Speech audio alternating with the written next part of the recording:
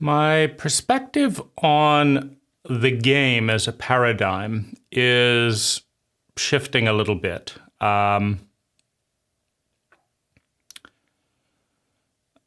My reactions to understanding that other people are treating their interaction with me as a game, rather than being present and authentic, has, I think, first and foremost been lonely, right? People are putting all these masks up, and that means I can't see them. But it also means that I'm living behind a series of belief structures, right? Because you only put up masks when you believe you are unlovable. Nobody says, my authentic self, exactly as I am, is fully and completely lovable. Let's expend energy building a mask. So as people mask themselves, they tell me I'm unlovable. But what they're also telling me is, I don't trust you to love me as I am, right? And in order not to trust me, to love them as they are, they also have to project things upon me that say, Dane hates people like this. Sometimes it's more broad. I've had, a variety of lovers say, men do not like this. I say, please, let's do this. Could you be like this? And their response is not that this isn't who I am, it is, or that wouldn't be fun, it would. Their response is, men don't want this. A great example is tears. There's nothing more satisfying than having someone dissolve a mask of fear and projection and go into the grief that they projected and feared that nobody would accept. Why is that delightful? Well, it means the masks are coming down, right? It means the walls are coming down. It means the energy can flow, right? The more walls or masks there are between two people, the less energy, the less chemistry. There is enormous dynamic chemistry between any number of people. It's just that it can't flow dynamically in a multidimensional way without, removing some of these walls, right?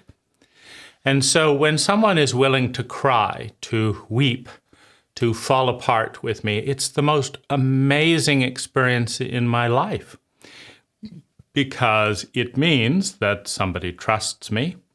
It means that somebody accepts themselves where they are. It means that the energy barrier that held the tears in check has been broken. It means the lie has been recognized and released. It means that energy can flow dynamically and multidimensionally.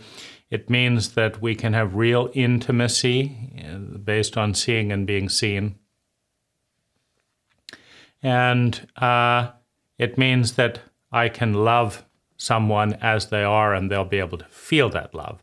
When I love someone during and on the other side of tears, the love gets in.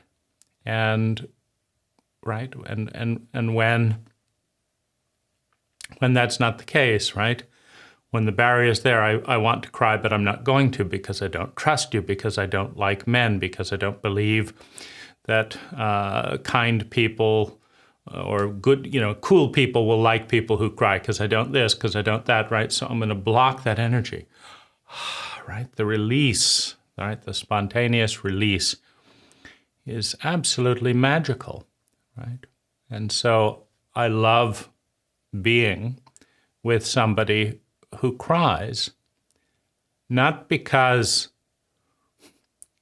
I want them to suffer, but because we are all suffering, and the crying is a form of release, but it's also a form of intimacy. Right? And so people have games and rarely do cry with me.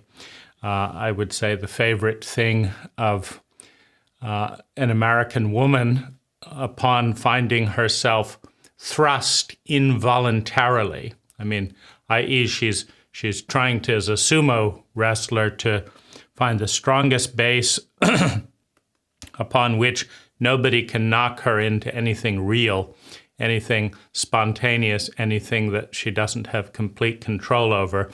But sometimes a little bit of kindness, a little bit of truth will penetrate that defense, and without noticing it, she tips off of her stoic position into the well of tears, into the flood of emotion, bursts into tears, the most beautiful sight imaginable to watch someone reel, and quickly retreats behind the veil by first of all apologizing and shaming herself for losing face.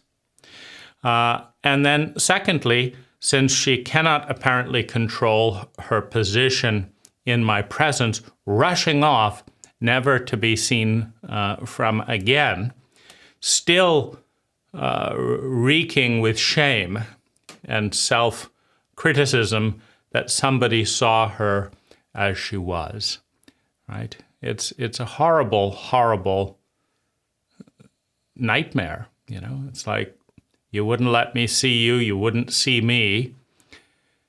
You won't accept yourself, you won't accept me accepting you as you are. Off you go.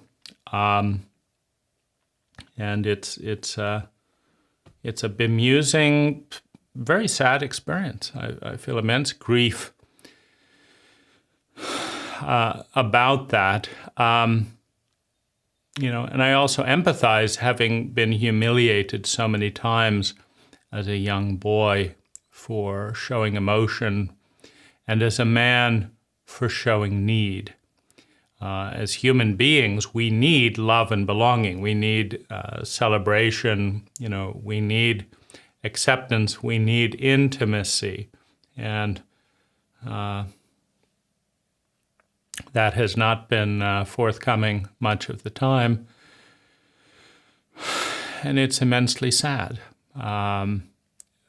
Particularly when the response to my need is so often to erect the wall. Much like a banker who likes to loan lots of money at low interest rates to billionaires who don't want or need the money, and who turn around and charge high interest rates, don't want to make the loan, and don't give loans to people who actually need the money. Right? It's that kind of dynamic, and it seems so sad, so cruel, on some level, that I've felt depressed. I have felt lonely. I have felt bitter. I have felt hostile. Right? You're constantly hurting me with your walls. Right? Go fuck yourself. Go fuck yourself with your dumb, stupid walls. You know, that can't see me, that don't let me see you, that don't let us connect, and now we're both lonely behind the lies that fear reinforces, right? These become spirals, right? Because when people erect too many barriers, it's unpleasant. And then when I reject the barrier, people always believe that I'm rejecting them, right? I don't reject people. I reject their nonsense, their barriers that block me from being able to connect, and their attachment to those barriers that stop them from having a real relationship with me. And so I've had a sad, a depressed, a confused, a lonely,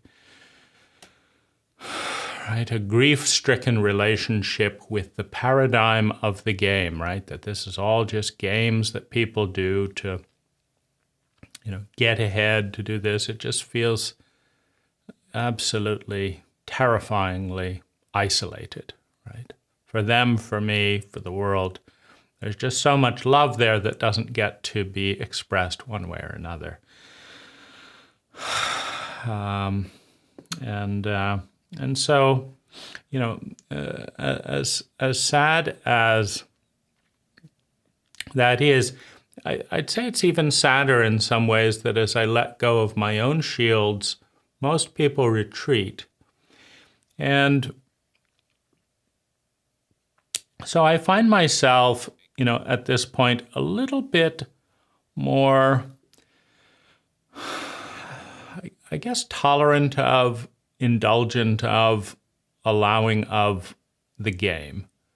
It's not hard to play the game. The rules are pretty clearly written, and if you do certain things, your attractiveness goes up. If you do certain things, people's fear of you goes up. If you do certain things, people's fear of losing you goes up. It's just so lonely to manipulate, right? To press those buttons and not just find someone there that wants to be seen, that wants to be loved, that wants to love me as I am. And so, I began, with the theme of having more tolerance for games. But I think where I'll conclude is having more tolerance for the sadness, for the grief that so many of us choose to play games rather than risk the exposure to the sociopathic protocol of our cult, of our culture, by being real in the presence of another who, statistically speaking, is unlikely to choose that sense of reality.